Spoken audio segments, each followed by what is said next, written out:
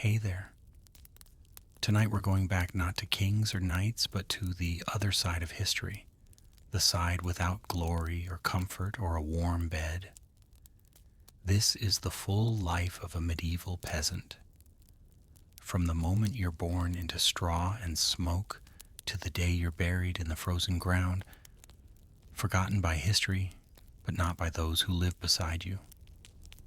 You'll grow up hungry, work until your bones ache, and face frost, famine fevers, and a church that never stops watching. But along the way, there's also laughter, stubborn hope, and small moments of peace.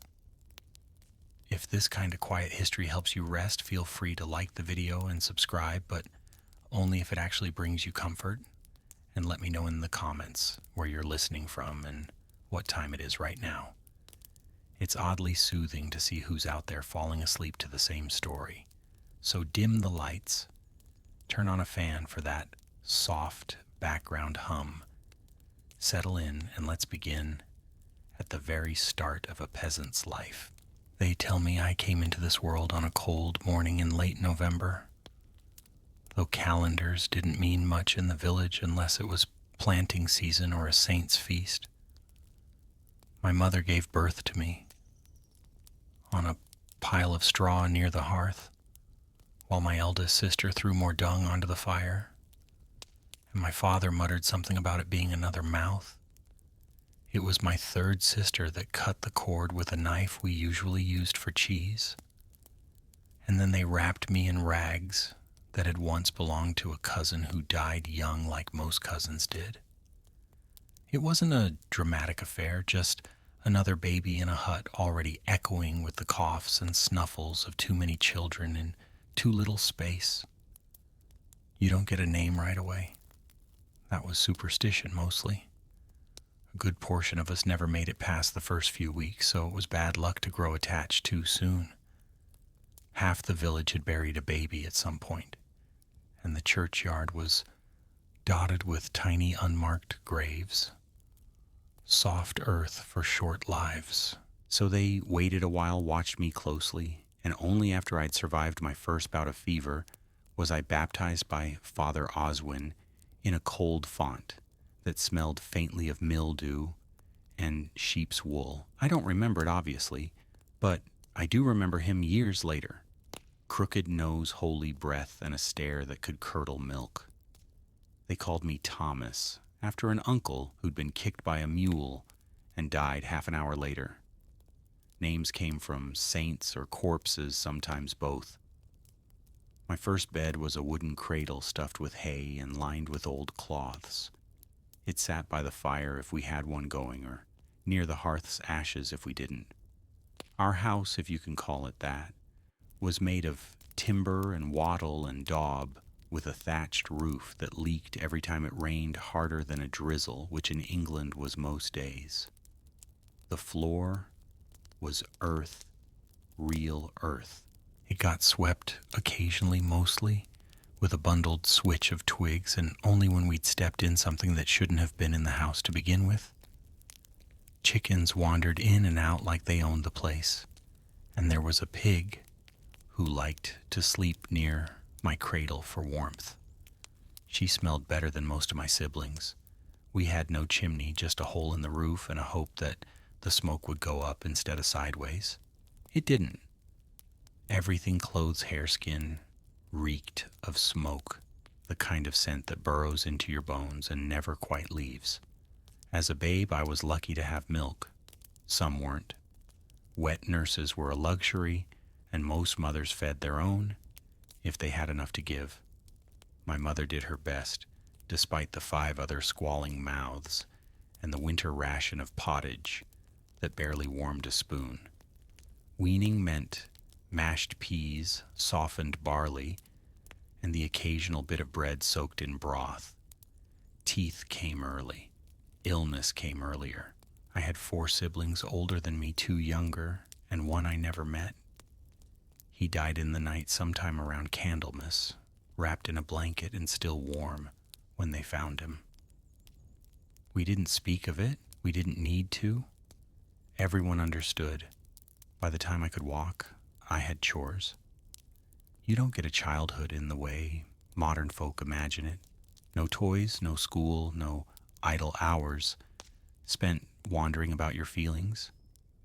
My early years were spent chasing chickens, fetching water from the stream, which may or may not have had a dead squirrel floating in it, and being smacked with a wooden spoon if I got underfoot. We shared everything: beds, shoes, illnesses. My sister and I wore the same tunic in alternating weeks. It never quite dried between uses. Lice were normal, fleas expected, worms only worth mentioning if they made you cough one up. As I got older, perhaps 6 or 7, my responsibilities grew. That's about the age when you're considered halfway useful. I'd help muck out stalls, scare off crows, and carry baskets of turnips so heavy I could barely see over them. Okay, my hands grew calloused before I ever held a quill. Not that I ever did. Some children in towns or in the manors were apprenticed or sent to monasteries. Not me. My fate was the fields, just like my father and his father before him, back when England was mostly forest and people still thought Vikings might show up on a Tuesday. There was a rhythm to peasant life. Seasons dictated everything. In the spring you sowed, in the summer you tended, in the autumn you harvested, in the winter you tried not to die. Simple. But even as a child you notice things. The way the village held its breath during childbirth. The way people crossed themselves twice when smoke rose too thin from a neighbor's chimney. The way old men looked at the horizon like they expected something bad to walk over it. And often something did. We played, of course, children always do. Games with sticks and stones, foot races, mock battles with straw swords. We laughed, scraped our knees, and fought like dogs over the last apple on the tree. But even then, there was work waiting. Always work. Sometimes when Father Oswin wasn't looking, we'd sneak into the chapel just to feel the cool stone under our hands and see the candles lit. It felt otherworldly, a place where mud didn't stick and whispers echoed like prayers. I didn't understand Latin, but I understood silence and how rare it was. There was a boy named Will who lived 2 houses down. He'd lost 3 brothers to a fever and used to say that if you saw 3 crows in the field before breakfast, someone would die before sundown. We all believed him. Superstition wasn't a pastime, it was a survival mechanism. Saints protected our animals, relics cured our boils, and dreams were warnings, especially the ones with fire in them. My education was oral stories, prayers, curses. I learned what crops to plant when how to spot a snake in tall grass, and that stepping on the church threshold with your left foot meant a week of bad luck. These were the lessons that mattered. Latin could wait. But even amid the muck and hardship, there were moments, bright ones, when the barley grew high and the wind smelled like sun, when someone brewed strong ale and laughter carried through the village like music, when the whole community gathered for a feast, no matter how small, and someone pulled out a fiddle or told a story so good, even the pigs stopped snorting to listen. That was childhood, a mixture of hardship, hunger, noise, and fleeting joys. We were never clean, rarely full, and often cold, but we were alive, and in those years that alone felt like a kind of victory. If I close my eyes, I can still smell the smoke from the hearth, feel the straw poking through my bedding, and hear my mother's voice humming the same tune she did every evening. Something soft and wordless, like a lullaby made out of endurance. They say the first years shape a man. If that's true, then I was shaped by mud ash and the sound of my name being called for chores, and by the quiet understanding that nothing in life, not warmth, not food, not love, came without work, but it survived, which for a medieval peasant child is more than many could say. They say a child's first memory sticks with them forever. Mine is of a splinter. Not a big one, mind you. Just a nasty little sliver of wood I got from falling on the threshing floor while chasing a chicken. I wailed, of course. Not because it hurt that much, but because I was 5, tired, and already covered in half a morning's worth of mud. My mother yanked it out with her teeth and handed me a crust of bread, too hard for a dog. That was comfort in our house removal of wood, followed by carbohydrates. In medieval England, childhood was less a protected phase and more a short, muddy ramp up to full exhaustion. You weren't coddled. You were taught not through books or lessons, but by watching, copying, and occasionally getting swatted with a ladle if you did something particularly dim. I don't remember a time without work.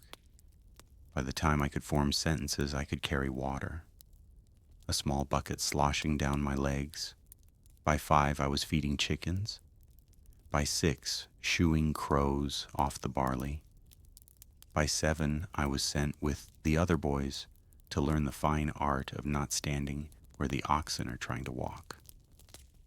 We called it learning. Today you'd call it survival training. Most of our day revolved around the needs of the house and field. Morning started early before the sun. If it was harvest season, we'd be woken not by roosters, but by my father's boots, slamming the door shut behind him as he headed out. Our breakfast was cold pottage or leftover bread, if the rats hadn't gotten to it first. No one asked how you slept. No one cared. The day didn't wait for dreams.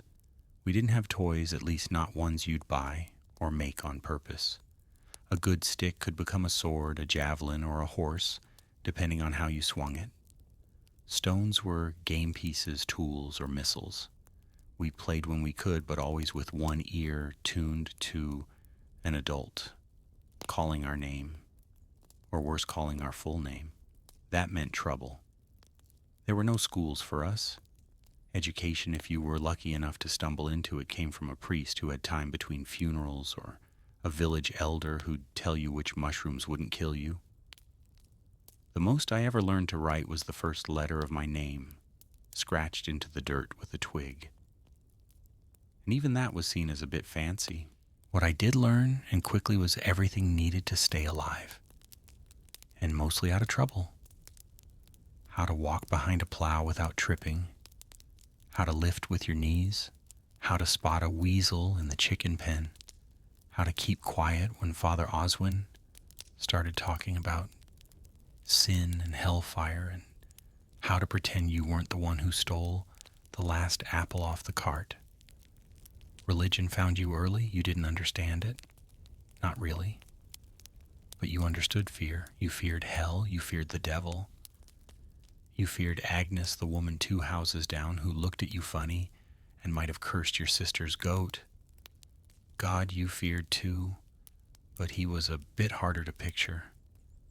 The priest painted him with fire and guilt and long silences. We nodded along, eyes wide, fingers crossed. Around age 7, things shifted. That's when you stopped being seen as a small creature and started being seen as a small adult. Your chores got more serious. You were expected to help in the field. Really help, not just fetch things. If you were a girl, you helped with the washing, the spinning, the endless cooking. If you were a boy, you joined your father or brothers with the animals and tools. If you were unlucky, you did both. My father said a boy's hands should be blistered by 8. Mine were. By then I'd already dropped a bucket on my toe, lost 2 fingernails to a millstone, and once got kicked into a puddle by a cow who didn't care for my face. Welcome to childhood. We were always outside in the rain and the frost, in the thick summer heat. No such thing as too cold or too hot when the barley needed tending, or the sheep had gone wandering into someone else's pasture. I knew every dip and stone of the path to the well, every splinter in the stable gate, every wormhole in the wood near the fire. We lived close to the earth not by choice, but because it was literally our floor, our walls, our food, and half our illnesses. Sickness came often. Rashes, fevers, boils, you name it. Most weren't named, actually. You just got the sweats or the shakes or that coughing thing, and you either got better or didn't. The village had a midwife who also knew herbs. She helped when she could. But if the ailment was serious, your best hope was prayer or luck or both. Death wasn't abstract. I saw a friend of mine, Simon, go from laughing over a beetle to shivering in a blanket to being buried behind the chapel, all in 3 days. No one explained why. They just said, God took him and we moved on. Because you had to. Still, there was fun in strange places. We played in the stream. We pelted each other with snow and straw. We raced barefoot through the fields, yelping when we stepped on thorns or startled a frog. We stole turnips, then ran from the tanner who claimed they were his. We'd huddle around the fire at night and listen to stories from the old men. Tales of beasts, saints, and wars we didn't understand, but loved hearing anyway. There was a rhythm to it all. You rose-worked, ate, scratched, slept, and dreamed. Sometimes of nothing more than a better pair of shoes or a day when your tunic didn't itch. And you knew even then what your future would be. You'd grow taller, not taller than the Lord's Son, of course, but enough to lift heavier things. You'd marry probably a girl from the same village with the same dirt under her nails. You'd have children who'd do as you did, and you'd die within a mile of where you were born. Not that anyone said this outright, but it was in the way people looked at you, in the way they measured your height by the door frame and nodded as if to say, a few more years and he'll be useful. Childhood was less about wonder and more about waiting. Waiting to be old enough to matter. On feast days, though, oh, those were special. Saints' days or weddings brought out food, music, even a bit of dancing. I once had a honeyed oat cake I still think about, and one year they roasted a whole pig. It was like a miracle. Meat that wasn't dried or boiled or questionable. We ran wild that night, bellies full, hearts light. And for a brief while it felt like the village belonged to us, the children, as if just for one night the future was something to look forward to. But dawn always came, and with it the chores, the weight of wood on your back, the sour smell of the sheep, pen the clanging of the pail against the well wall, back to the cycle, back to the growing. By the time I was 10, I could drive a cart, gut a fish, spin a rope, and fix a broken fence. I knew when the rains would come by the scent of the wind, and I could guess the mood of my father by the way he shut the door. I was, for all intents and purposes, nearly grown. At 12, you're no longer a child. In the eyes of the village, the church, and your own aching bones, you're a working man, a small one, sure, but one expected to pull your weight. And so childhood ends not with a celebration, not with a speech, just with a new job, a longer list of things to do, and the quiet realization that from here on out, the only difference between you and your father is how much your back hurts. But I survived those years. I didn't freeze, didn't starve, didn't fall into the well or get crushed by the oxen. I made it to the part where people stopped calling me boy and started asking me to carry heavier things. And if that's not success in medieval England, I don't know what is. By 13, I'd stopped asking questions and started growing blisters instead. That's about the time a boy in our village stops being a boy. There's no ceremony for it. No candle-lit moment where someone hands you a sword or a speech. One day you're helping in the fields. The next, You're in the fields all day. Every day, sunrise to sundown, stomach, rumbling back, bent eyes stinging from the wind, and the smoke of last night's fire still clinging to your tunic. My voice had started cracking, like the rafters in our cottage after a rainstorm, and the older men noticed. They began talking to me, less like a child, and more like a very disappointing colleague. You missed a row, Thomas. That plow line's crooked, Thomas. Stop walking like your legs are made of porridge, Thomas. Encouraging stuff. Still, there was pride in it. I had a tool of my own, a scythe, duller than it should have been, but mine. I was trusted to feed the animals, turn the soil, even fetch deliveries from the manor storehouse, assuming the steward wasn't in one of his moods. I earned my bread now quite literally, and I ate it with the dignity of someone who'd bled for it. Work came in seasons just like weather and fevers. Spring was plowing and sewing your boots, caked in wet earth hands raw from gripping the handles. Summer meant long days under a wide hot sky, your neck blistered eyes squinting against the glare swatting flies with every other breath. Harvest season was its own madness. No sleep, no rest, just reaping until your arms felt like someone else's. And winter was when you wondered if your toes still counted as part of you. Our food didn't get better now that I was older. If anything, I noticed how often we went without. Dinner might be a ladle of barley stew, chewy with leftover bones. Supper, if we had one, was cold, bread hardened on the hearth. Once I cracked a tooth trying to bite through it. We laughed. Then we cried a little because we realized it was the last loaf. Water fetched by my younger brother now still came from the stream or the communal well, depending on which was less cursed that week. It always tasted a bit like moss and worry. We drank it anyway when there was no beer. The older I got, the more I noticed the things grown men didn't speak of but understood. How they'd glance at the sky and frown.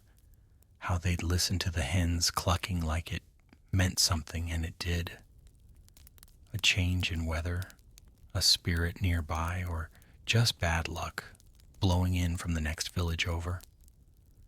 Bad luck came often. Sometimes it came in the form of a fever. Sometimes in the form of a cartwheel snapping at the worst possible moment. Once it was a collapsed roof in the night. 2 of our neighbors gone by morning. I helped pull the bodies from the rubble. They didn't look peaceful. They looked surprised, like even in a world where death was common, they hadn't expected that. Around this time, I started noticing girls. Noticed how they carried water with one hand and tucked their hair with the other, how they laughed, even when their shoes were soaked and their fingers were chapped from scrubbing linens, how their eyes darted when the steward passed by.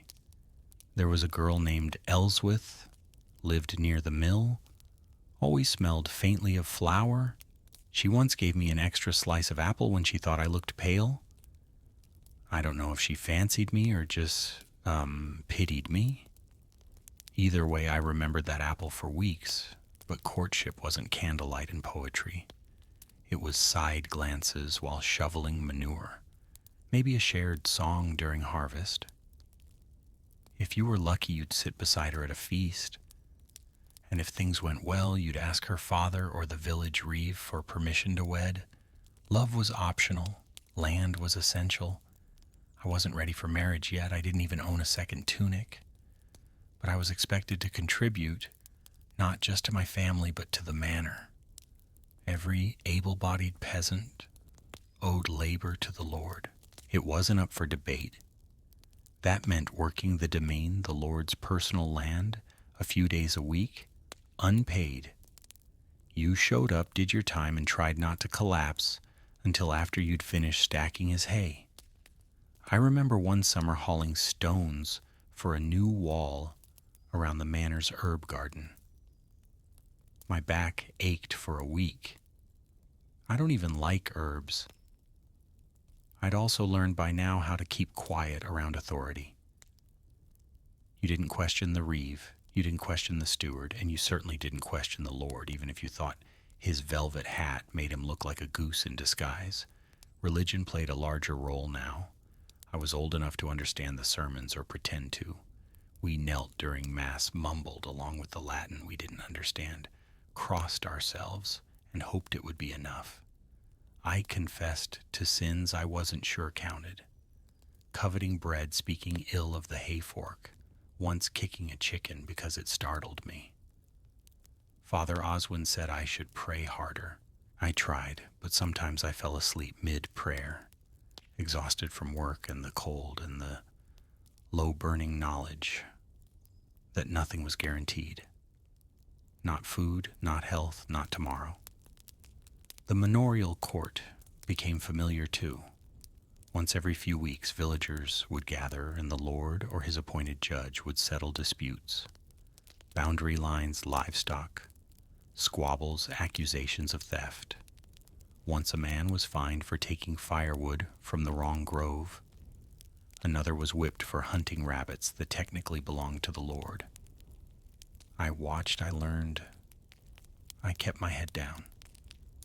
Sometimes I dreamed of leaving the village, of running off to a town, finding work as a tanner or miller, or even a guard. But those were stories you told yourself when the rain kept you awake, or when you were ankle deep in manure and wondering if this was all life had to offer. But then I'd look around and see my brothers, my mother by the hearth, my father snoring in the corner, and the pig asleep in her usual spot. And I'd remember this was life. And it wasn't all bad. We had music sometimes, a fiddle, a pipe, a voice raised in song during a rare evening when the work was done early and the ale hadn't run dry. We had stories passed down by candlelight. We had the steady rhythm of the seasons, the first shoots of spring, the golden sheaves, the deep hush of winter snow. And slowly I found I wasn't the smallest boy anymore. There were others now, younger than me, looking up, watching how I tied the rope or sharpened the blade, asking questions I once asked. I wasn't yet a man, but I was no longer a child. My shoulders had filled out. My hands had stopped bleeding from the scythe, and my back only ached when it rained. One morning my father handed me a set of tools without a word, just nodded. That was it, my confirmation, my promotion, my induction into the long line of peasants who'd done the same work in the same fields, under the same sun for generations. And I took them because that's what you did. You carried on. Thomas had seen enough of courtship before he ever experienced it himself. Not the kind with flowers and whispered promises. Those were for stories told by traveling minstrels, not for boys who spent their mornings knee-deep in pig muck and their evenings scraping dried oats off the cooking pot. Courtship in our village, and by our, I mean the 30 or so souls who shared the same patch of frostbitten soil, was a matter of timing bodies and barley. You didn't fall in love, you grew into usefulness. By the time I reached 15, I was tall enough to reach the thatch and thin enough to be useful, without needing much food. That made me marriageable. Not because I had anything to offer romantically, I didn't even have my own pair of boots yet, but because I could haul water swing a scythe and had enough teeth to chew through a turnip without making too much noise. That was about as dreamy as a man could get. My parents started talking about Ellen the same year I stopped sleeping in the corner of the main room and started sleeping in the loft. She was a year younger, known for her spinning, and had wide shoulders from churning butter since she could stand. We'd said maybe 6 words to each other in our lives, 5 of which were, "Move, I need the ladle." But our families both needed what the other could provide.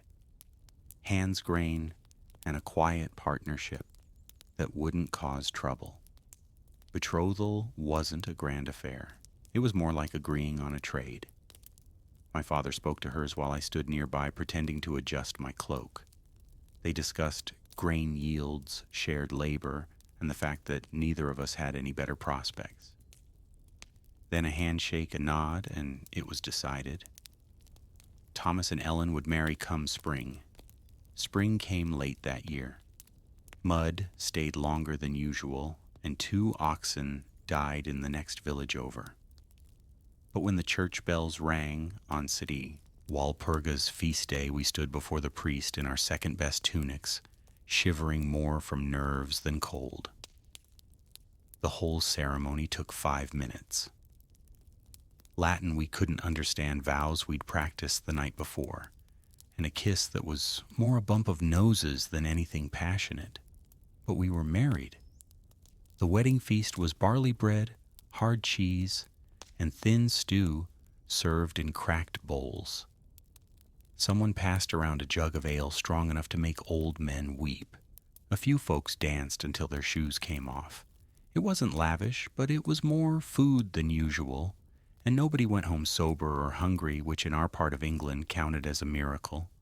We moved into the rear corner of my family's cottage, separated by a curtain made from an old flour sack. Privacy was a suggestion. Our first bed was straw and sackcloth over a frame of uneven planks.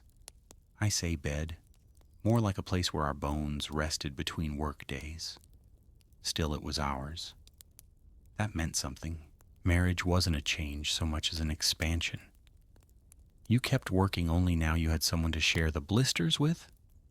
Ellen and I quickly fell into rhythm. I rose first to fetch water. She tended the morning porridge. I patched the fence, she wove the wool. Her tasks never ended. Neither did mine, but we got good at avoiding each other's tired spells, at picking up slack without asking. Romantic, no, but stable, predictable. That was more useful than poetry. Ellen had strong opinions, though she rarely voiced them, but she was smart, sharper than me, in most ways. She kept track of stores, remembered debts, and knew when to nod during church, even if she'd fallen asleep standing up.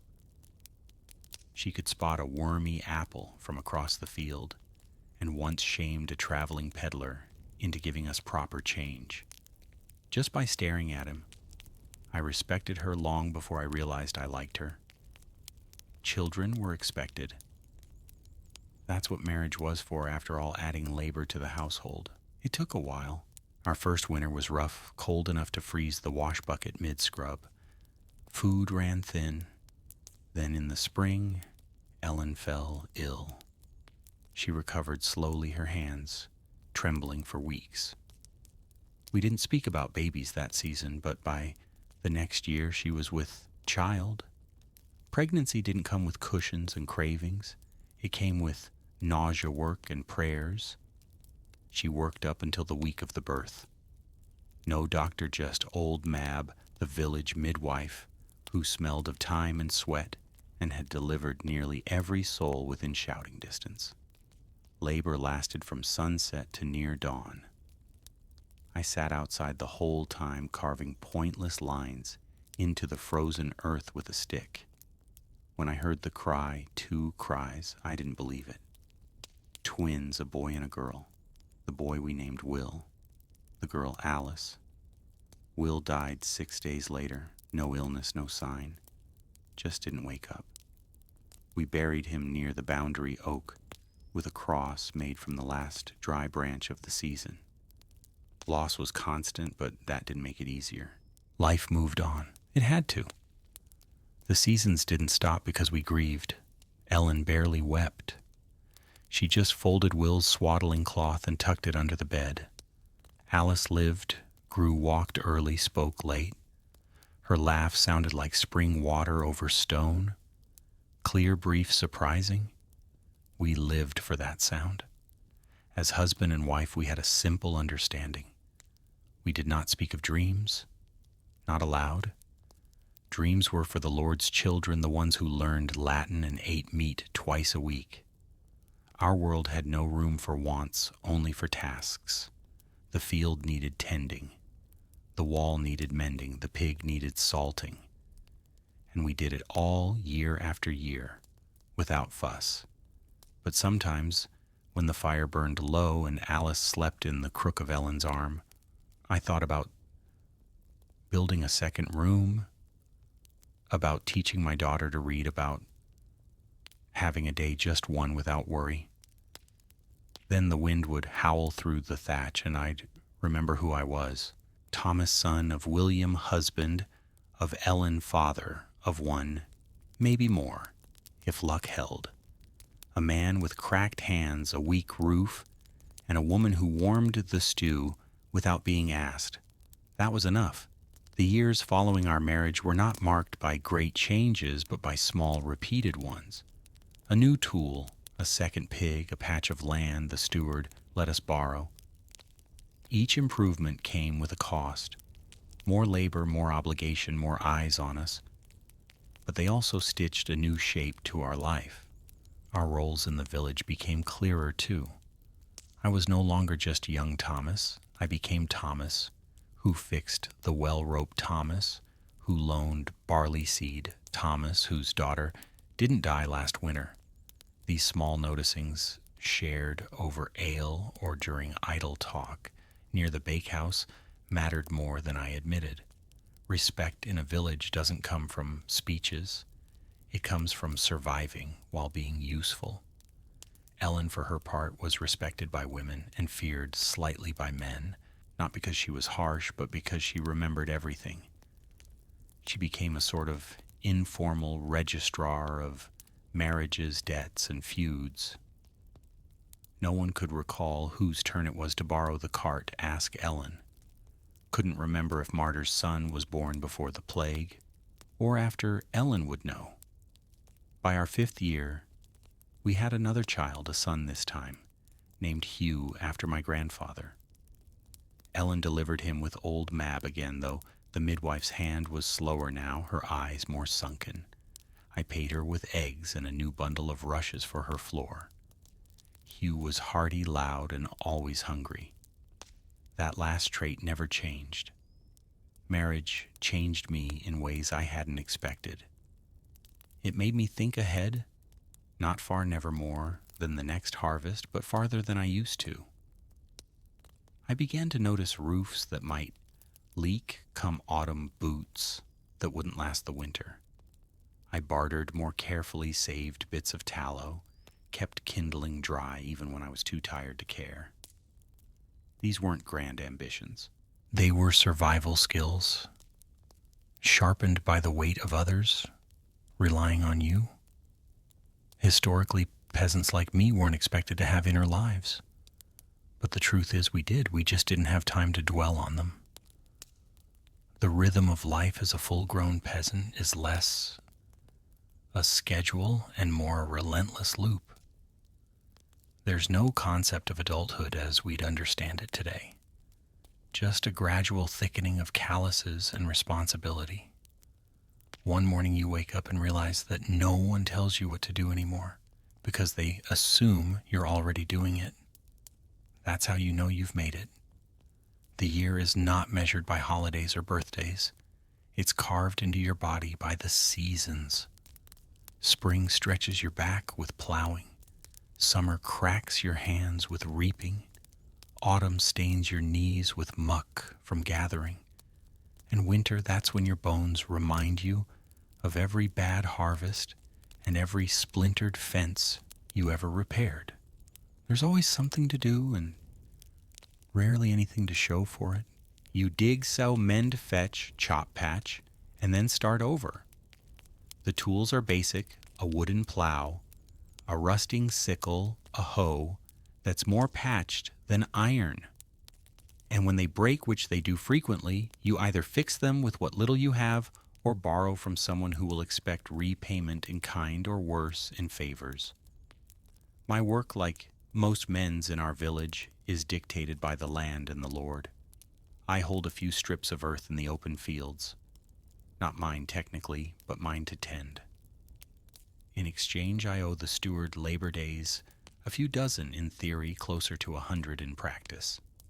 These are spent repairing roads, harvesting the Lord's grain before my own, and helping construct things I'll never use.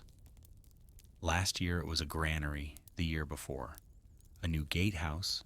This year, rumor says, we're building a dovecote for birds we're not allowed to eat. On top of that, there's the tithe. 1/10 of everything I grow, raise, or make goes to the church. In theory, it's for God. In practice, it means that if I produce 10 bundles of barley, only 9 come home, if no one else recalculates the share first. The priest says, this keeps us humble. I say it keeps him well fed. The rest of my day is spent trying not to fall behind. If a fence breaks, I fix it. If a pig falls ill, I call in the neighbor who once treated his cousin's pig with an onion and a prayer.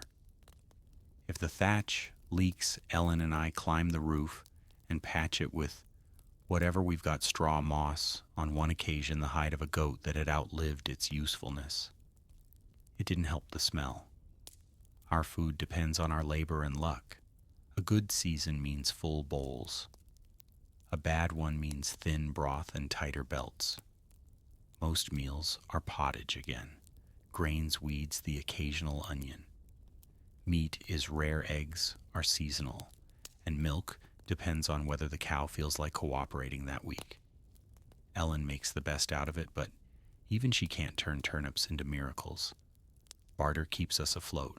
A few spare eggs might buy a length of thread. A day helping thresh someone else's field might get me an extra portion of smoked fish. There's a quiet economy in every favor. Everyone owes someone something, and everyone remembers. What passes for rest is mostly a change in task. We mend tools while watching the children.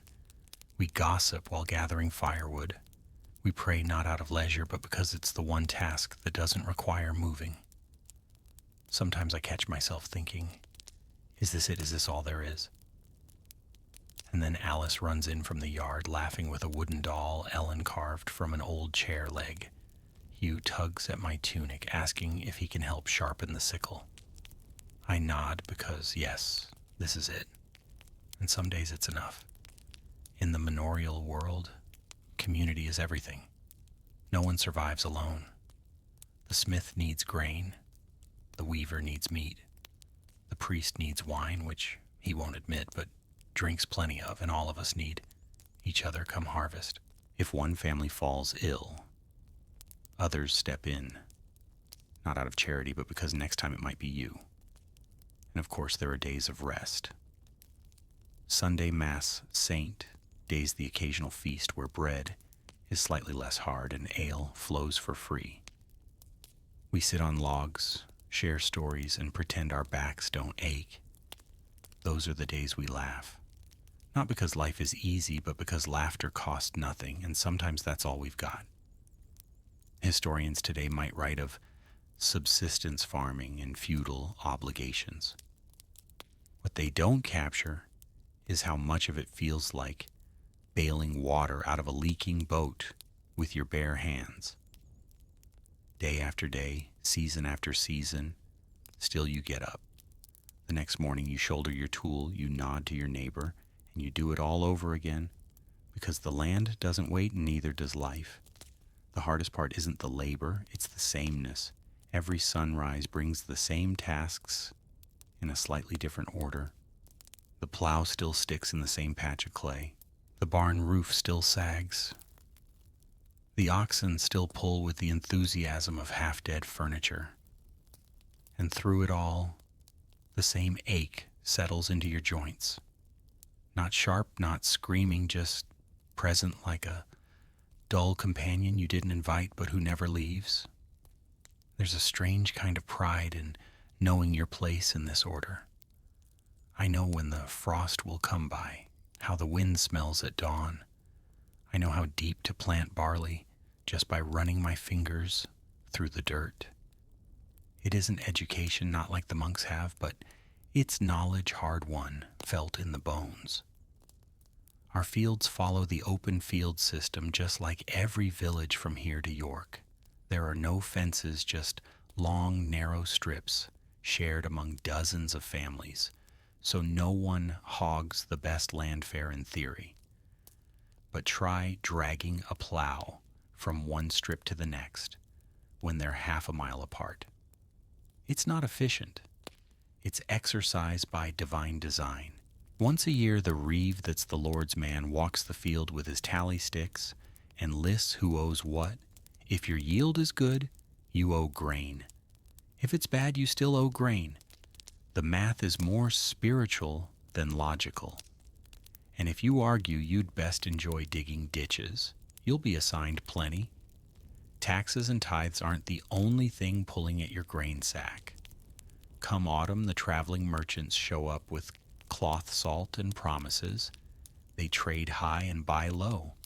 I've sold 5 chickens for a spool of thread before. A bad deal, but the kids needed clothes, and chickens are replaceable children, less so.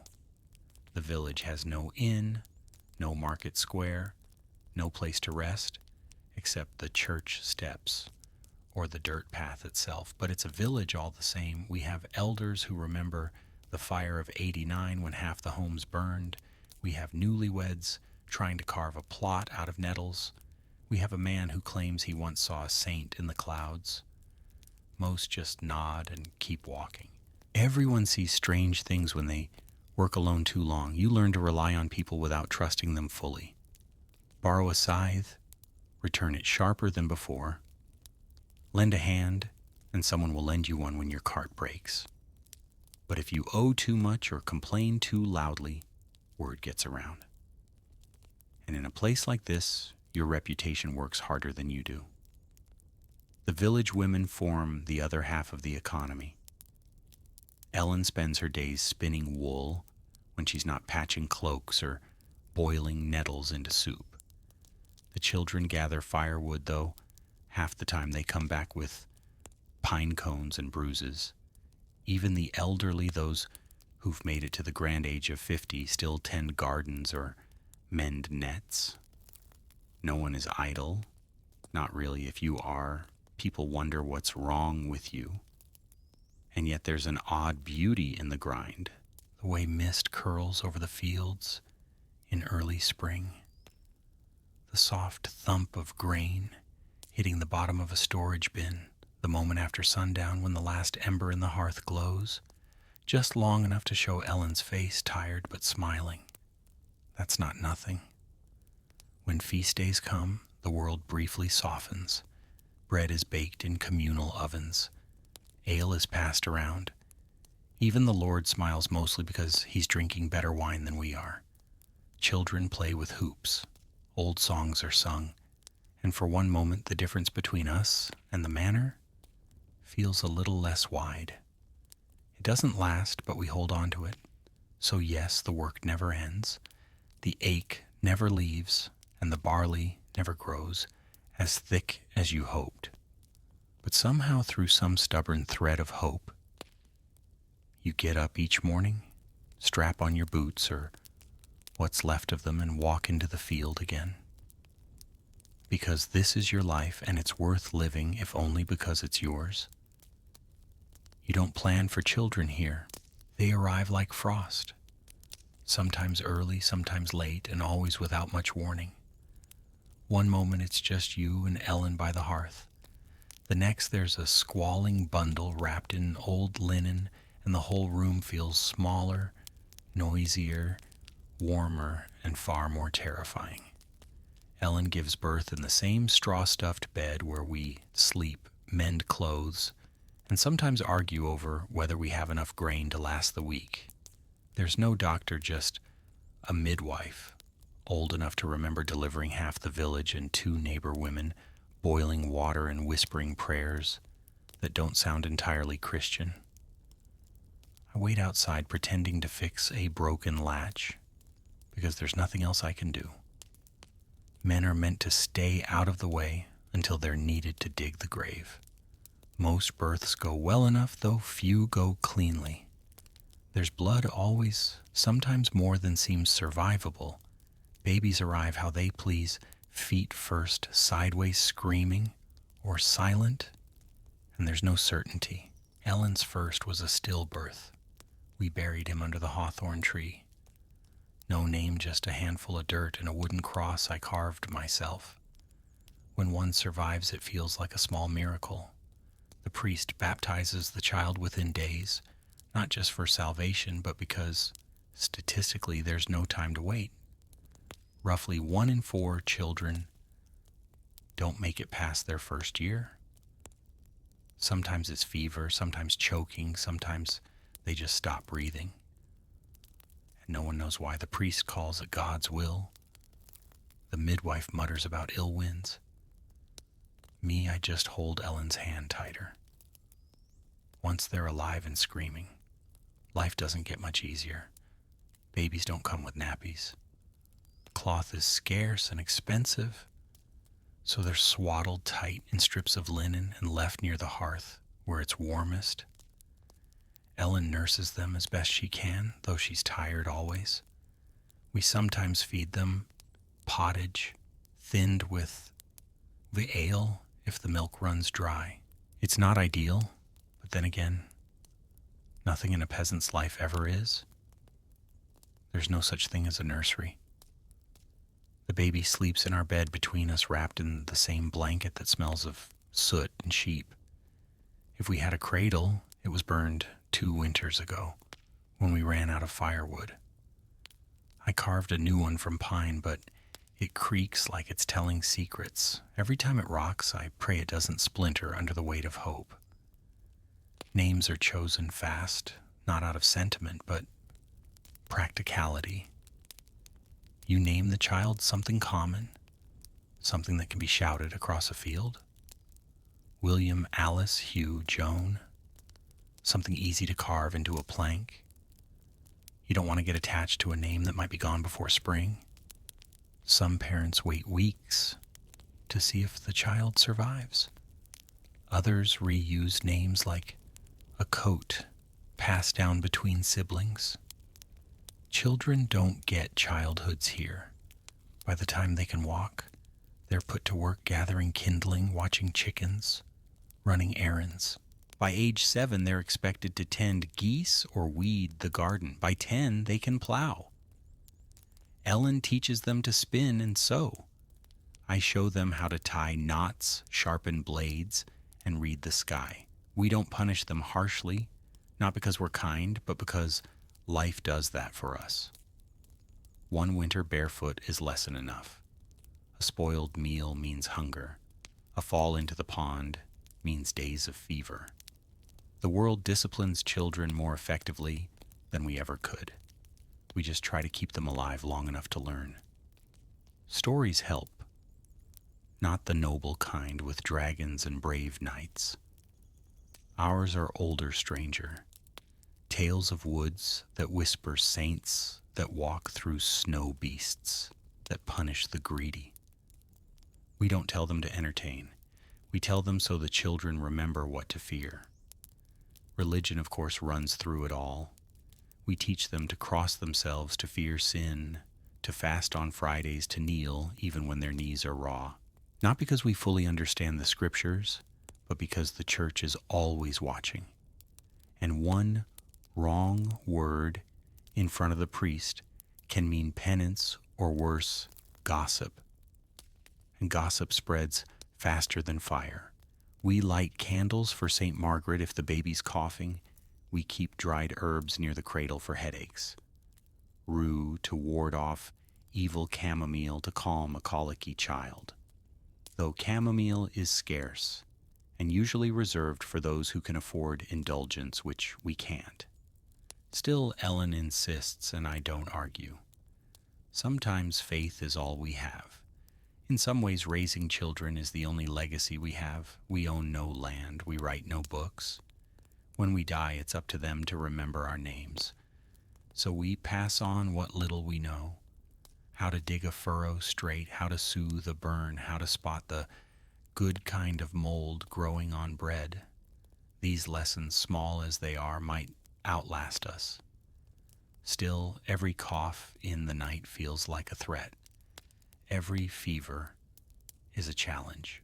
There's no medicine to speak of, just boiled herbs and whispered prayers. If the child survives, you give thanks. If not, you dig another grave and try again. There's no real privacy. Not in a hut where everyone shares the same air and breathes the same smoke. When one child wakes coughing, everyone does. When one child cries with hunger, the sound sits in your ears for hours. Ellen sings lullabies in low whispers. Old ones her mother taught her, most of them about saints and spirits and stolen bread. We hang rowan branches above the door, not just for decoration, but to keep sickness out. At least that's what the midwife says. I don't believe in such things, but I don't take them down either. You stop gambling with luck when you've buried 2 sons before their first birthday.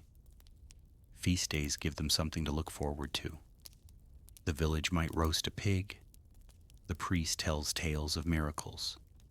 The children run barefoot through the frost and come back red-faced and laughing. On St. Martin's Day, they get little bits of sweetened dough. It's not much, but they remember. Even in the dead of winter, children play with bones, with sticks, with scraps. They make dolls from bundled straw swords, from firewood. I once saw my eldest son march through the snow, wearing a broken pot as a helmet, commanding an army of chickens. There was no audience, no applause, just play. That's how they survive, I think. They don't know how hard life is. Not yet. And when they grow older, they ask about the world beyond the woods, beyond the manor. They ask if kings eat bread like us, if priests sleep in beds, if there are places where snow never falls and soup doesn't taste of roots and regrets. I never lie to them, but I don't always tell the truth either. There are some things a father says just to keep a child's hope alive. The winters are hardest on the little ones. Their fingers stay red and cracked. Their lips go blue at night, even with the fire burning. We wrap them in everything we own. Sometimes we tuck hot stones into cloth and place them near their feet, praying it buys us another hour of sleep without shivers. I've watched Ellen scoop our youngest from his blankets just to hold him tighter, afraid he might slip away if she doesn't. The midwife says it's normal to lose a child. Normal. I hate that word. It shouldn't be normal. But I say nothing. I just nod. And the next morning I go chop more wood because there's no time to mourn properly when there's a household to heat and mouths to feed. One year the river froze over so thick that boys skated on it using flattened bones tied to their feet with string. They slipped and fell and bruised themselves half to death. But they laughed so hard, you'd think they'd never known suffering. That's the kind of memory I hold on to. Laughter on ice. A moment when winter wasn't just about survival. And yet not every family is as lucky. Our neighbors lost 3 children to fever in 1 month. The father stopped speaking for a year. The mother never smiled again. She just tended the goats and stared through people like they were ghosts. You learn quickly that grief is a quiet neighbor, always nearby, never loud, always watching. Still, there's pride in raising children who survive, even more in seeing them help. Our eldest, now 11, can mend a fence. He checks the snares. He counts the chickens better than I do. I watch him sometimes from the doorway, moving with purpose, jaw set like mine. And for a moment, I believe maybe, just maybe, he'll have a better life than I did. But I don't say that out loud. That kind of hope feels fragile, like thin ice. Better to keep it close where the frost can't get it. The pain starts in your knees. That's where it always begins. You tell yourself it's the damp. Then your shoulders ache. Your back follows. and your hands curl in on themselves like old roots. You're not even 40, but your body thinks you've lived twice as long. My name's Thomas, and I've worked the field since I was tall enough to hold a rake. Now when I grip a tool, my knuckles crack like firewood. The ache isn't sharp. It's just there like the cold or the smoke or the weight of the thatch on our roof. You get used to it, sort of. Illness is part of life, not the kind that knocks you down once in a while, the kind that settles in and stays. One winter, Ellen coughed so hard I thought she'd bring the rafters down. We boiled onion in ale and made her drink it by the spoonful. A local woman said to rub goose fat on her chest and hang garlic from the ceiling. We did both. She lived, so maybe it worked. Or maybe she just refused to die while the stew still needed seasoning. There's no doctor in the village. Closest thing is old Wren, who's either a healer or a witch, depending on who you ask and whether the fever broke. She knows every herb in the woods. What makes your bowels move? What makes a wound close faster? What might kill a man slowly? If he's been unkind to his wife? She says feverfew for headaches, yarrow for bleeding nettle for strength. I trust her more than the priest when it comes to sickness. Most remedies involve boiling something that smells worse than the illness itself. Then you drink it, sweat through your shirt, and pray. If that fails, they bleed you. A shallow cut on the arm sometimes leaches. The idea is to let the sickness out with the blood. Personally, I think it lets the strength out faster. The church has cures too. Holy water relics and enough prayers to drown a small chapel. Once, when our boy came down with a rash, the priest said it was punishment for my sins, gave me a candle and told me to light it every night until the child got better. He recovered in 3 days. The priest claimed a miracle. I think it was the willow bark tea Ellen forced down his throat. We don't bathe often, not because we like being filthy, but because bathing is risky. They say it opens your pores and lets disease in. So we sponge off with a damp cloth and hope no one gets too close. Lice are everywhere. Fleas, too. Ellen combs our daughter's hair with a heated blade of wood, trying to kill what lives beneath the curls. It works mostly. Wounds fester easily. I once stepped on a nail while fixing the shed roof. The foot swelled like a pig's bladder. Old Wren smeared it with honey and wrapped it in dock leaves. She said honey draws out the bad humors. Maybe it does. The swelling went down eventually. I limped for months, but I kept the foot, which feels like a win. When something worse comes, real sickness, the kind that spreads like fire and smells like death. We panic, lock the doors, burn herbs in the hearth. Some say plague rides on the breath of sinners. Others say it comes from the east in the belly of rats. We don't argue, we just try to stay alive. During one outbreak, we lost 8 in the village. They were buried before the dirt had even thawed. The humors, that's the theory anyway. Blood phlegm, yellow bile, and black bile. Balance them and you stay healthy, upset them and you're doomed. I never understood it. But people who do say if your bile's off, you'll get boils. If your blood's too hot, you get nosebleeds. Everything has a reason, just none that help you feel better. Children are hardest to watch suffer. They don't understand why the world hurts. Our youngest once screamed for 2 days straight, swollen with something we couldn't name. Wren gave us a charm made of rowan and thread. Ellen tied it around his neck, sobbing into the cloth. He lived, but we still keep the charm. The church forbids some cures, says they're pagan. But when your daughter's lips turn blue and she won't wake you, don't worry about theology. You boil the roots, you whisper the words, you call on saints and spirits alike. Most of us will die from something small, a cut that rots a fever, that lingers a toothache, that turns to abscess. I've seen a man scream from a molar until he passed out cold. They pulled it with pliers and a prayer. He didn't wake up. No one talks about it. Sometimes I wonder what it's like elsewhere. Do the nobles get sick like us?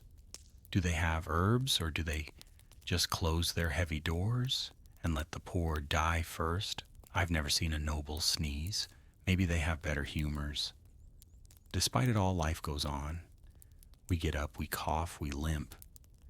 We press cloth to the bleeding and keep moving because the sheep need herding, the grain needs grinding.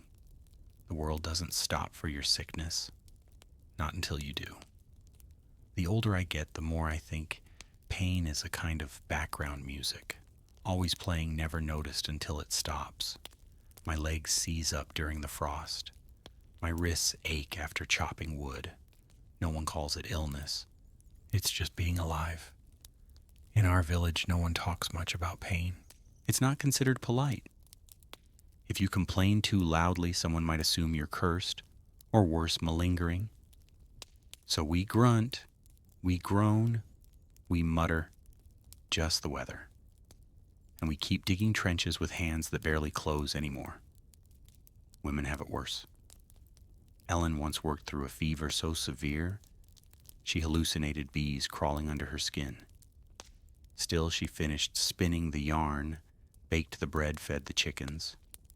She collapsed only after the last chore was done. Wren called it hard winter sickness. I call it exhaustion dressed in disease. Some villagers believe in charms, knots of thread hung over doors, feathers tied with nettle stalks, carved bits of wood soaked in salt water.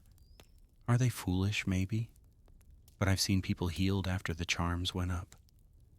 And I've seen people die after the priest said they'd be fine. So who's to say, even dreams change when you're ill? I once dreamed I was walking through a warm forest, barefoot with no pain in my hips, just walking. That's it. That was the dream. I woke up and cried because it wasn't real. Ellen didn't ask why, she just held my hand. On feast days, we give thanks for what hasn't killed us. Sometimes we even laugh about it.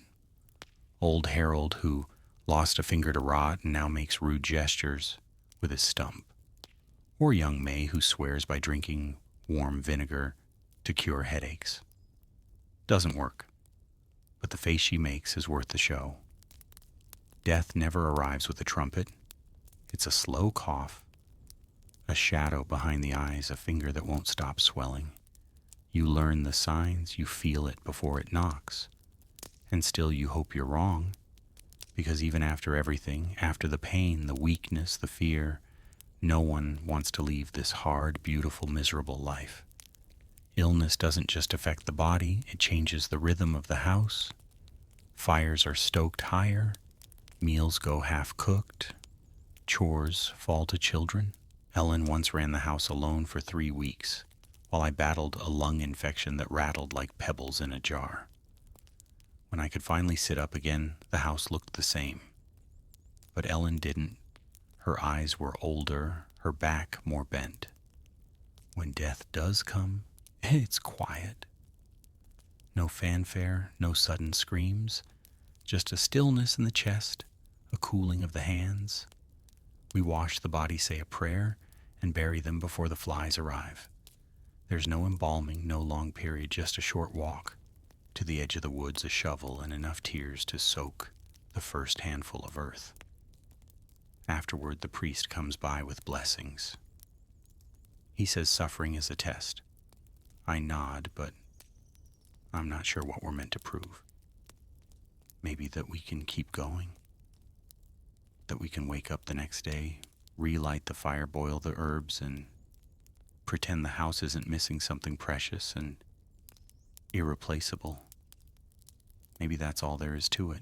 Some mornings, before my back's even straightened out and my hands have remembered how to grip, I hear the bell low and mournful, carried on the wind like an old secret. That's the church bell. It tells us when to rise, when to rest, when to repent, and when to bury another neighbor. My name is still Thomas. I've been a son, a brother, a husband, a father, and after enough winters, a mourner more times than I care to count.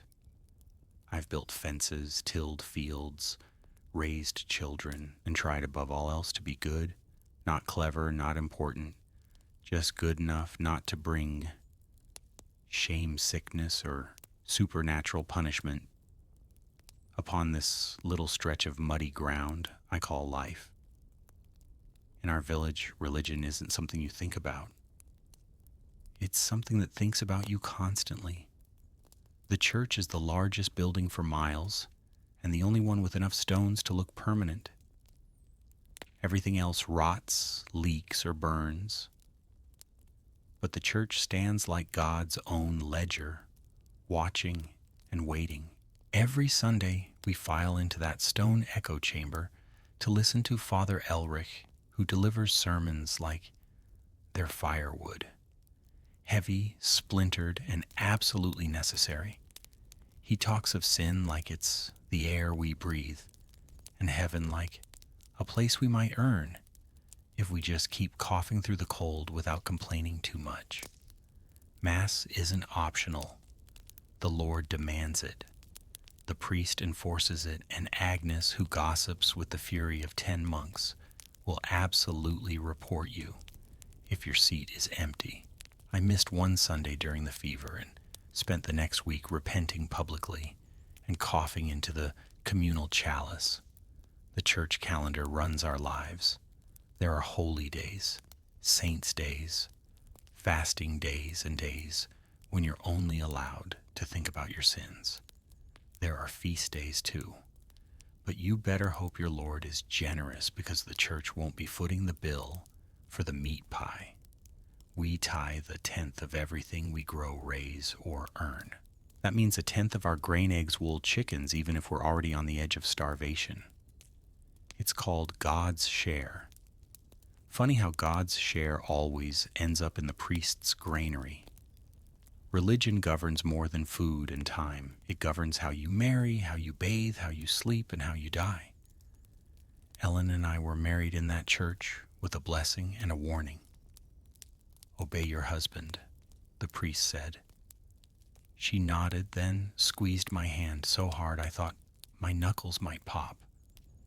Every child is baptized in the first days after birth. Even if they're barely breathing, especially if they're barely breathing, we need to get them in the door of heaven before fever or fate slams it shut. We've lost 2 like that, wrapped them in linen, buried them behind the chapel wall. Father Elrich said they were safe now. I didn't ask for proof. Our children know their prayers before they know their numbers. Latin rolls off their tongues like nursery rhymes. We don't understand half of what we're saying, but the words matter. Repetition is protection. Say the right thing, bow at the right time, and maybe the Lord will let the crops grow this year. The church teaches us that hell is always waiting, a place of fire, darkness, and eternal wailing. It's described with more passion than heaven, which sounds lovely but vague. Pearly gates and singing angels, but hell, that's vivid. It has levels and rules and demons with names. Makes you wonder which place the clergy thinks about more. There's a saint for every disaster. Saint Apollonia for toothaches, Saint Anthony for lost animals, Saint Scholastica for storms. We don't light candles, we beg favors. Some wear tokens, others whisper prayers into tree trunks or bury relics in their gardens. Officially, that's not condoned, but we're peasants. We'll take protection from wherever we can get it. Superstition fills the gaps where the church won't go. A dream of falling means a death's coming. A barn owl in the rafters means a curse. If the fire hisses without wind, someone's lying in the room. We hang horseshoes over the door, place iron near the cradle, and never ever speak the name of someone recently buried after dark. Old Wren keeps bones wrapped in cloth under her bed. Says they're from saints. Agnes says they're from rats. But when the crops failed last year, even Agnes went to Wren for a blessing. Sometimes when the priest leaves the village, Wren visits the sick. She mumbles over them, burns herbs, and says words in a language no one claims to know. Half the time they get better. The priest doesn't ask how. Confession is its own ritual. You kneel on cold stone, list your sins, envy, pride, sloth, that time you swore at a cow. And the priest tells you how many prayers it'll take to earn back God's good graces. It's not math, but it feels like it. Small sin, 5 Hail Marys. Big sin, longer kneeling, and maybe a scolding. The trick is to never confess anything that might require public penance. Sometimes they flog people in the square. A boy who stole bread, a woman who cursed during childbirth. The church calls it correction. The rest of us call it spectacle. We watch because not watching looks suspicious. And because the world's so grim, it's hard to look away from a drama that isn't your own. Punishments are harsh but vague. The church's justice isn't about fairness. It's about example. It's about fear. They want obedience, not understanding. We don't ask why. We just bow our heads and avoid questions that don't have safe answers. Even holidays are theirs. Christmas, Easter, Pentecost days meant for rest, but never for joy without guilt. We attend Mass fast, and maybe if the Lord allows, eat something better than gruel. I remember once we had venison. The priest said it was a gift. I saw the squire dragging the deer through the woods 2 days earlier. Maybe the saints delivered it, or maybe they were just busy looking elsewhere. There's comfort in the ritual, even when you're not sure you believe every word. Lighting a candle for a lost child, kneeling beside your wife as she prays for a better harvest, holding a trembling hand in the confessional and whispering something that's weighed on you since the frost took your neighbor. I've buried friends who died with rosaries in their hands. I've seen men scream for mercy with their last breath. The church says heaven waits for the faithful. But when the earth is hard and the stomach is empty, faith can feel like a coin flipped into the dark. Maybe it lands somewhere good, maybe it doesn't. Still, I pray every night for my children, for Ellen, for the animals, even for Agnes, just in case. And I try to be good, because in a world where you don't have much, no title, no money, no say, your goodness is the only thing you get to choose. Sometimes that's enough, sometimes it has to be. Every family has a story of a miracle, or at least something close enough. My grandmother swore a virgin appeared in the frost on our window one winter. My uncle claimed a saint spared his leg from gangrene after he dreamed of fire. Are they true? Who knows? But when the snow is falling and the roof groans under the weight and the fire's gone low, you tell those stories again, not because they're certain, but because they're kind. And in this life, that's a rare thing.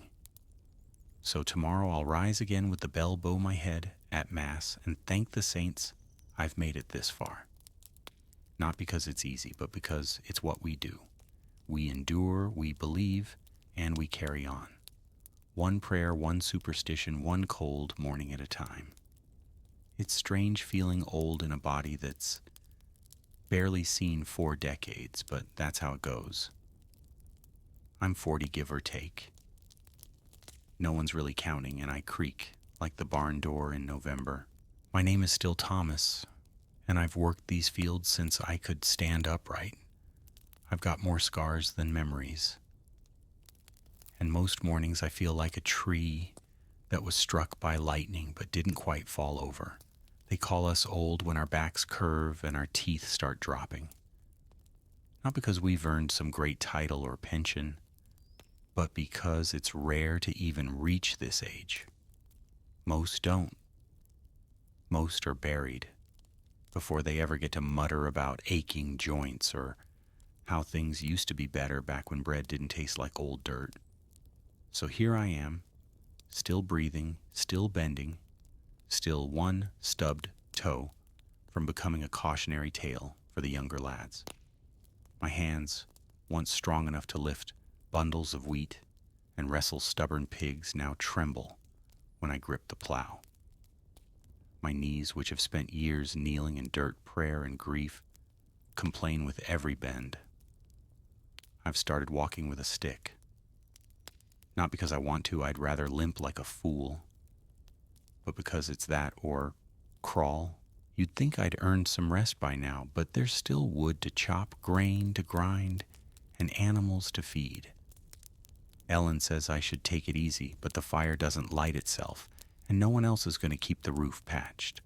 So I move slower, ache louder, and pretend I'm still as sharp as I was back when I could sprint across the village without pulling something. Truth is, you age fast when you spend your life in mud, wind, and worry.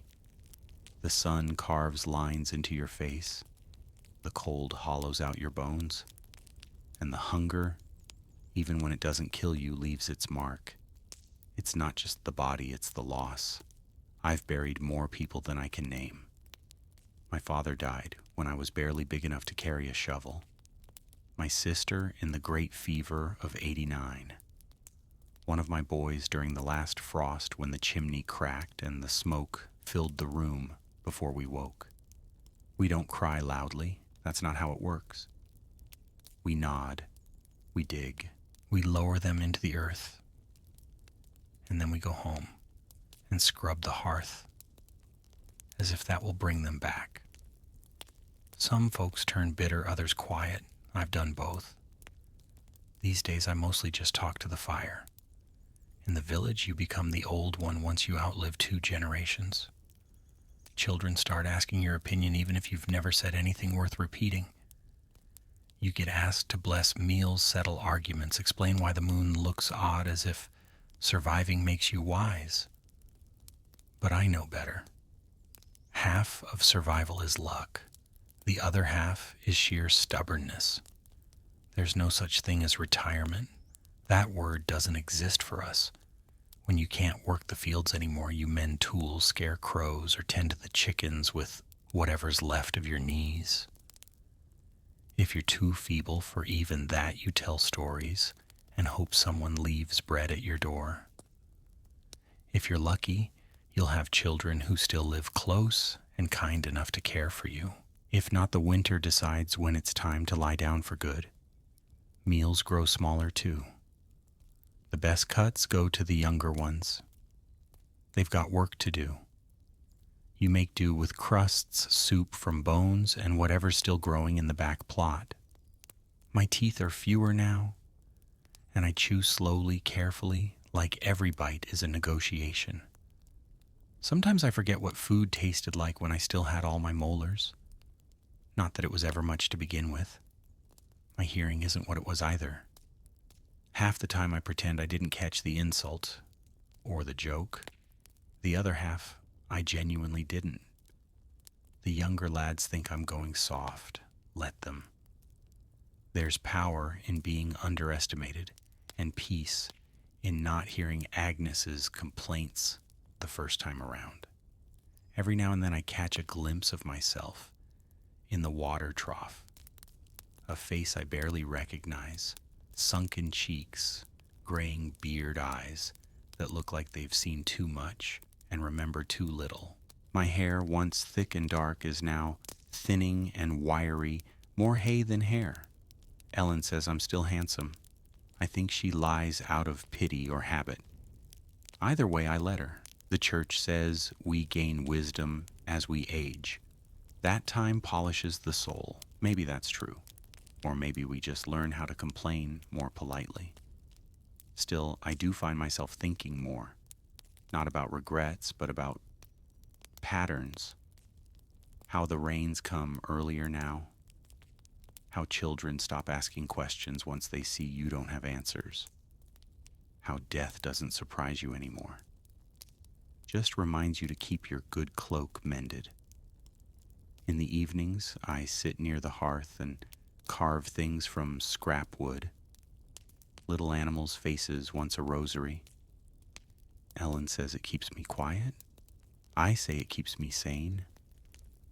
There's not much difference anymore. Sometimes I walk to the edge of the village and just stand there looking at the trees. I used to climb them when I was a boy. Now I watch the wind move through their branches and wonder which will fall, first me or the oak near the stream. The lads think I'm strange that I've grown quiet, soft, thoughtful. But that's just what happens when you've lived long enough. You run out of noise. You realize that most arguments weren't worth the breath, and most of the people you argued with are gone anyway. You notice the small things more, the way frost clings to the edge of the window like lace, the sound of Ellen's stitching late at night, the smell of fresh straw on the floor. They don't seem like much, but when your bones hurt and your days blur, these details are what anchor you. You also start to reckon with what you've done and haven't, the child you yelled at too harshly, the feast day you skipped to rest, the neighbor you never quite forgave, the little things that stick long after bigger memories fade. The lads in the village say I'm lucky that I've made it this far, but they don't see the toll it takes. How every cough feels like a warning. How every winter could be the last. They see me smile and think I've made peace with things. But most days I'm just tired. I still work in my own way. I sharpen tools. I teach the younger ones how not to cut their thumbs off with a sickle. I sit with the dying when no one else can bear it.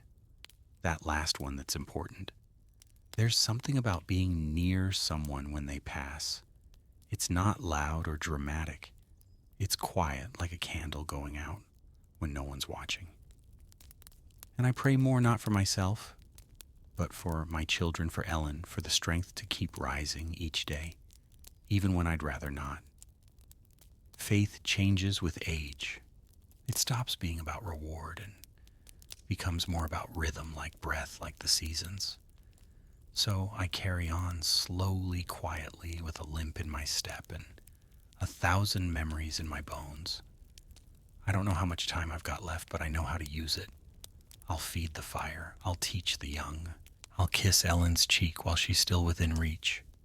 Because even in a world built to forget men like me, I remember and I endure until I can't.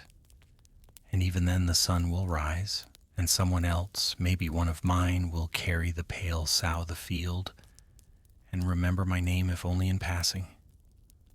There's no grand finale, no parade. No one reads your name from a scroll or carves it into anything fancy. When a peasant dies, the world keeps spinning. The bread keeps baking, the animals still need feeding. But for the handful of people who knew your laugh, your limp, or the way you always cursed at the rooster, it matters at least for a while. I suppose I always knew how it would end. Not dramatic, not clean, just slow. A fire that gets smaller each winter until one day it goes out for good. There are no doctors, no warm hospitals, no last-minute miracles. Just a straw mattress, a bucket nearby, and people trying not to look too worried or too relieved. The signs come slowly at first. You wake later, eat less. The strength in your hands disappears like morning frost. Ellen watches me closely now, not in fear, but with that quiet attentiveness she's always had. She knows I'm slipping. So do I. I've started putting things in order. Not because I think death can be scheduled like a village council, but because I'd rather not leave a mess. I've shown our eldest where the tools are buried, the ones I kept sharp. I've told him which wall leaks when it rains and where I once stored the dried rosemary Ellen likes to use for soup, though I doubt it still smells of anything now. There's a weight to these days, a slowness. The world feels dimmer at the edges, like dusk that never lifts. But I'm not afraid, truly. I've lived through famine, frost, and funerals. Death is no longer a stranger, more like a neighbor who knocks occasionally just to see if you're home. The priest has been by twice this week. He doesn't say it outright, but he carries his little book of rites, now tucked beneath one arm like a secret waiting to be opened. Last time he asked if I had any sins to confess. I said I had a list, but the rooster incident was probably the worst of them. He didn't laugh, but Ellen did. We peasants don't get grand funerals. No choirs, no carved angels. If you're lucky, you get a box. More often, it's just a woolen wrap, a short prayer, and a shallow grave somewhere near the chapel wall. The important thing is the blessing. Without it, well, you're risking purgatory or worse. I've seen too many buried without rites. A fever takes someone too quick. The priest is off in another parish, and they're laid to rest with nothing but hurried hands and whispered hopes. That won't be me, I hope. I've tried to live clean, paid my tithes, honored the saints, even fasted on days when there was food to fast from. I remember the last frost that took a man before his time, old Gerard. He slipped on the path by the well, broke his leg, and never stood again. We wrapped him in his cloak, the good one with the patches, and laid him beneath the yew tree. His widow Marjorie placed his walking stick at his side, said he might need it in the next world. Burials are quiet here. The bell tolls once, maybe twice. Neighbors gather if they can, but work rarely pauses. The cows won't milk themselves. The village doesn't stop because one soul stopped breathing. And yet there's a kind of grace in the simplicity. No procession, no grand eulogy. Just familiar hands, familiar dirt, and a cross made from two crooked branches. We mark our dead, not with stones, but with stories. The way he laughed, the way he always fixed the church roof, before anyone asked, the way he once ate an entire onion on a dare.